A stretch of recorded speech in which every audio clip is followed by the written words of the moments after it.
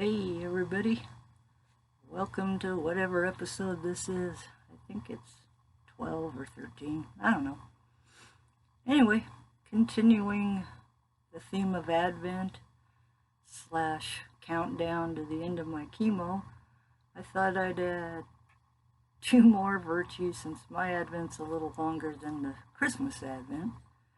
And the virtues I would like to talk about today are gratitude, which I have a lot of, and patience. Kind of working on that one. One thing I do every week is I look up a good quote about gratitude that I include in the church email. And I really like that task because I've seen some really good quotes.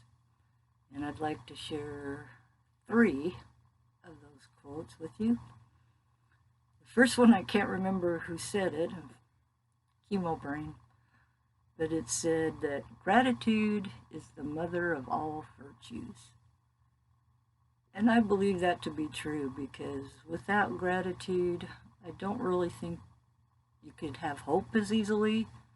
I don't think you could have love or peace or joy nearly as easily. So I like that one. Gratitude is the mother of all virtues. Looking at the gratitude quotes, Ralph Waldo Emerson comes up a lot. I remembered his name. Anyway, one of his that I really liked said, "Be thankful for the people who make you happy. They are the flowers in the garden of life."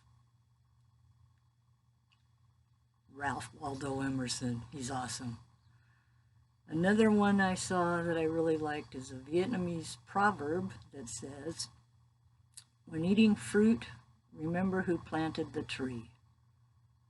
I think that's pretty good because it's one thing to be grateful, but I think it's important to acknowledge where the gratitude came from.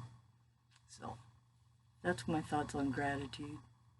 Actually, it's other people's thoughts on gratitude, but I agree with them. The second virtue I want to talk about is patience. And I don't have a lot of it, but I've been practicing it a lot during this chemo stuff. My sister Natasha asked that I provide a little more details of the technical side of what it's like to do chemo. I think mostly I've just kind of griped about the side effects. So Natasha, this is for you. First thing you have to do before you go to chemo, take a shower. And then what I do is now, at the end of it, they gave me some numbing cream. And so I have to put that on. I'd really like to show you. There's where my port is. I don't know that you can really see it, but it's raised up and there's the tube that goes up from the port there. So I put numbing cream here, and then I have to cover it with a bandage so it doesn't just rub off. Then when I get to the doctor, it's usually not too long of a wait. They're pretty good about getting you in. But I go in, and then they stick the needle through there, and they either draw blood, or if they don't have to draw blood, they start with a steroid. And so that goes, it's an infusion thing. It's like if you get an IV drip, And so there's this bunch of, well, actually it's just 2 little bottles of steroids that they pump through there. That takes about half an hour. Then when that's done, then they start the chemo. And so that goes in the same tube. And that can be anywhere from about an hour and a half to a little more, depending. So there's a lot of waiting. Sometimes I have to wait for the steroids to be delivered from the pharmacy. Sometimes I got to wait for the chemo medicine to be delivered. Last week, I had a blood draw, and then I saw the oncologist, and then I had to wait 45 minutes for a chair to open up in the chemo bay, Which, by the way, I finally counted how many chairs there are, and there's 8 chairs in the chemo bay where I'm at.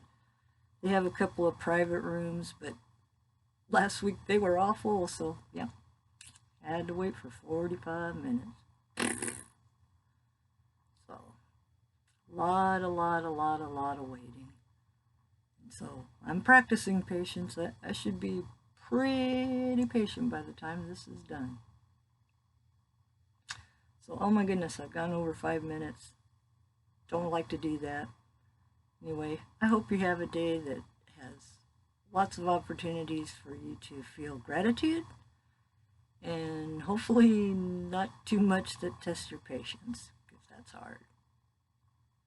Peace out, everybody. Have a great day.